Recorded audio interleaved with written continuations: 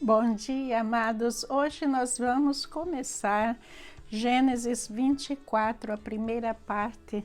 O capítulo é muito longo, sobre Ismael e Rebeca. Como é que Abraão fez arranjamentos para eles se casarem.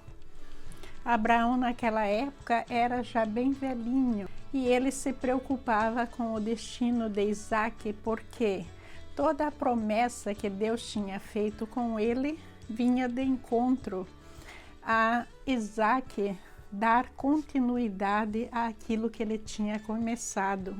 Ele não queria que Isaque se casasse com uma cananeia. Por quê? Porque essa terra não iria ser designada para os cananeus, mas era uma terra prometida para os israelitas. Então vamos à palavra de Deus para conferir o que é que está falando. Leitura de Gênesis 21, de 1 a 21, parte 1. Abraão já era velho de idade bem avançada, e o Senhor em tudo o abençoará. Disse ele ao servo mais velho de sua casa, que era o responsável por tudo quanto tinha: ponha a mão debaixo da minha coxa. E jure pelo Senhor, o Deus dos céus e o Deus da terra, que não buscará mulher para meu filho entre as filhas dos cananeus, no meio dos quais estou vivendo, mas irá à minha terra e buscará entre os meus parentes uma mulher para o meu filho Isaque. O servo lhe perguntou: e se a mulher não quiser vir comigo a esta terra? Devo então levar teu filho de volta à terra de onde vieste? Cuidado, disse Abraão, não deixe o meu filho voltar para lá. O Senhor, o Deus dos céus, que me tirou da casa de meu pai e de minha terra natal, e que me prometeu sob juramento que a minha descendência daria esta terra, enviará o seu anjo adiante de você, para que de lá traga uma mulher para o meu filho. Se a mulher não quiser vir, você estará livre do juramento, mas não leve o meu filho de volta para lá. Então o servo pôs a mão debaixo da coxa de Abraão, seu senhor, e jurou cumprir aquela palavra.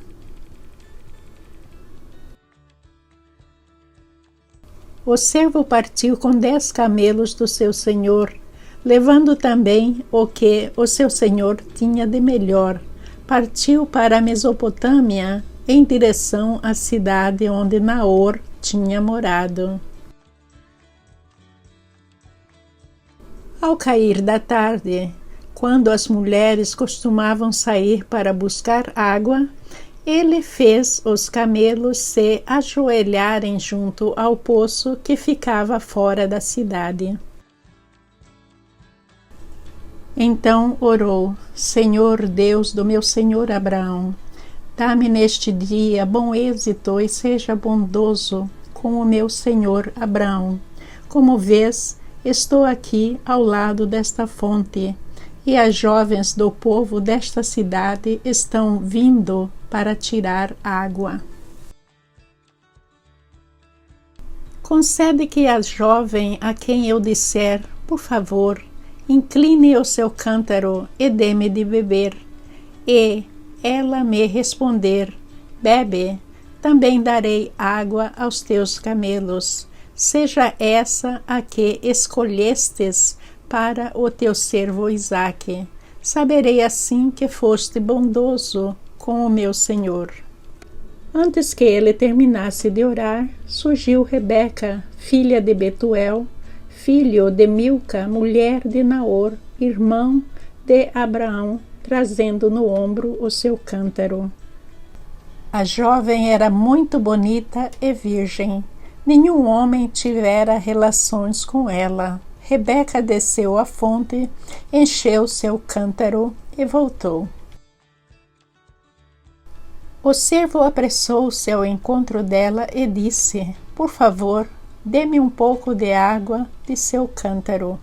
Beba, meu senhor, disse ela, e tirou rapidamente dos ombros o cântaro e o serviu. Depois que lhe deu de beber, disse: Tirarei água também para os seus camelos, até saciá-los.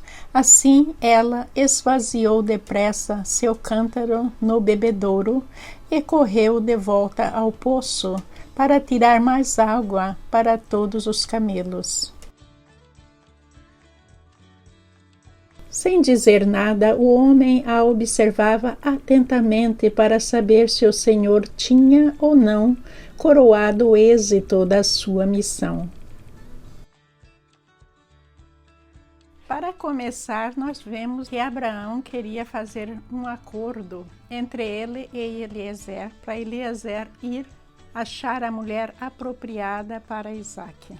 Vamos lembrar que Eliezer era um servo de muita confiança para Abraão. Na época em que Abraão ainda não tinha Isaque, ele entendia deixar toda a sua fortuna para Eliezer.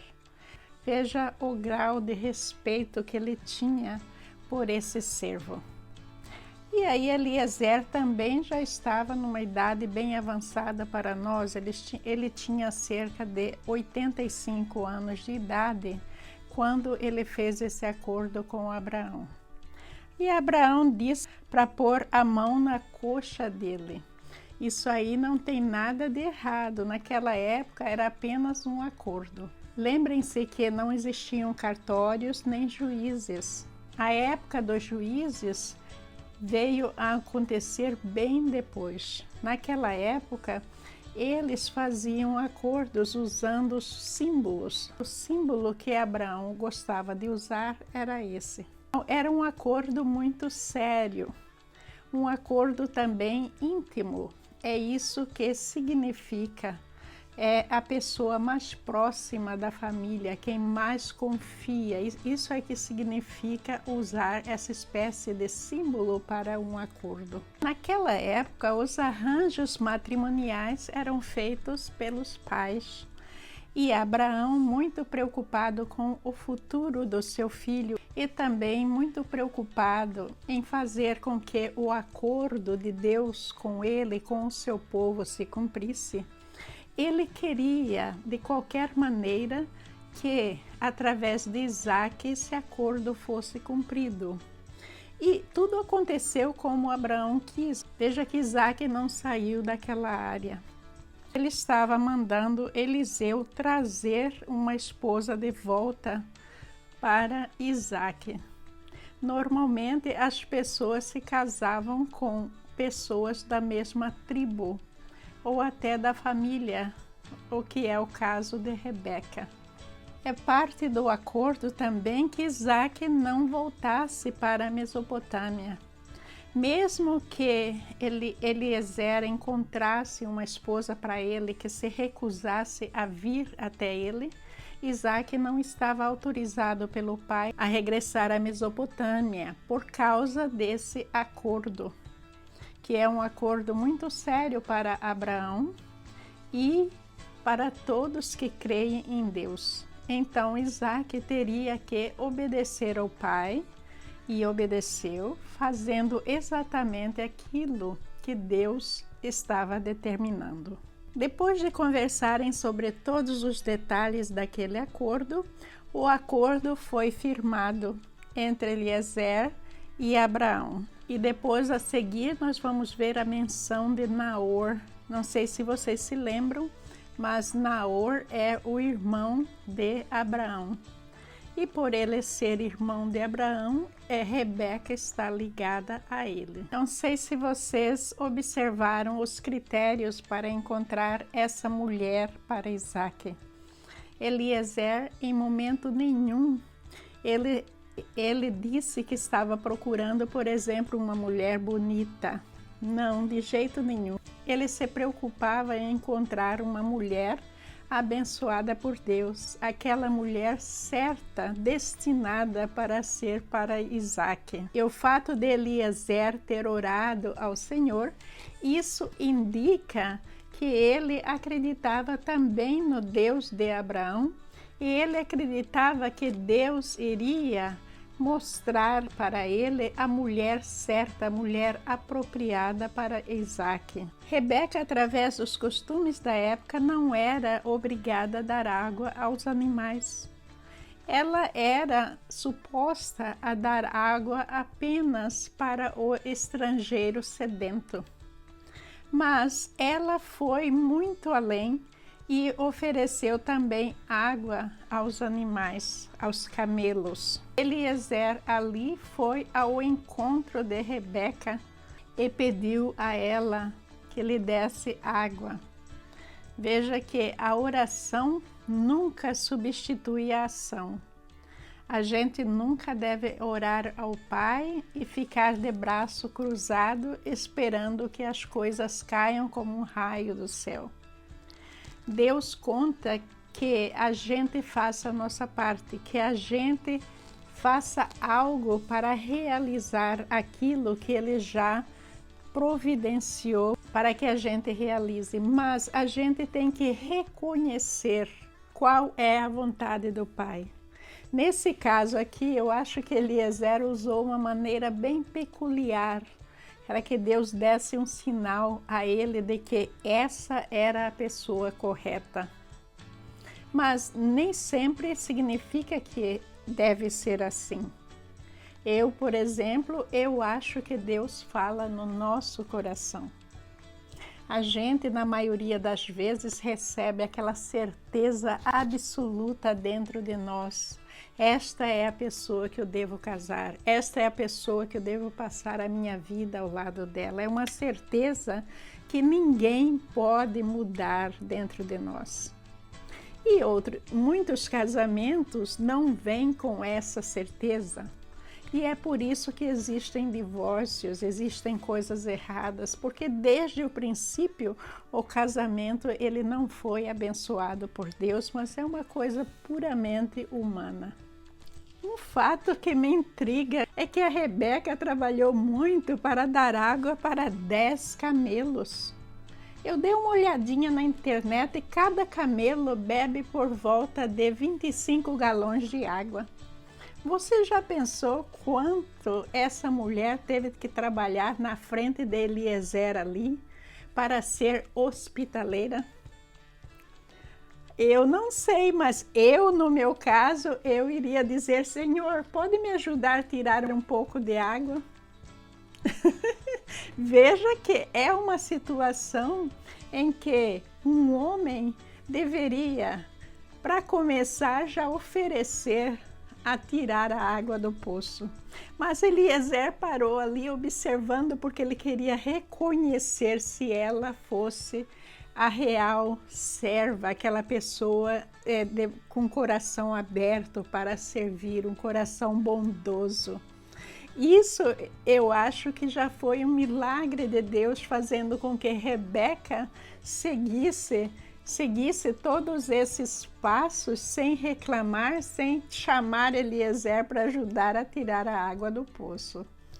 Mas, por outro lado, a gente ser receptivo, ter o coração aberto para ajudar o nosso próximo. Veja que a distância em que Eliezer tinha viajado nas costas desses camelos é mais ou menos 450 milhas. Então ele deveria estar muito, mas muito cansado. Aí mostra que Rebeca teve piedade dele e dos camelos, que também deveriam estar exaustos. Eliezer foi levado pelas circunstâncias nesse acordo. Era um acordo muito importante para o seu patrão, para o seu mestre. E ele cumpriu exatamente e cumpriu com louvor, porque ele pediu ajuda ao Deus de Abraão. Se nós nos colocarmos no lugar de Eliezer, nós vamos ver que na maioria das vezes nós respondemos diferentemente às nossas circunstâncias. Que tudo que acontece na nossa vida é suposto encaixar como um quebra-cabeças.